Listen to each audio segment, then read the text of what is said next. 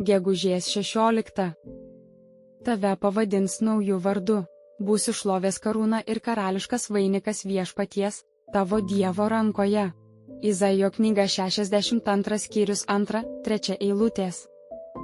Niekada neturėtume pamiršti, kad esame ypatingi žmonės, atskirti nuo daugumos vardinių krikščionių, nuo pasaulio turintys aukštesnės viltis, aukštesnius tikslus, geidžiantys geresnių dalykų, tai yra, turintys aukštesnės ambicijas, apdovanoti aiškesnių supratimų gilesnių Dievo dalykų, pakviesti iš buvusios tamsos į jo stebinančią šviesą.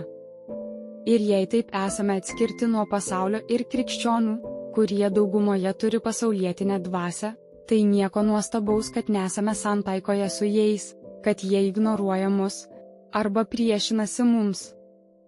Žodis vardas šventajame rašte reiškia pavadinimą, prigimtį, charakterį, garbę, tarnybos pareigas ir darbus.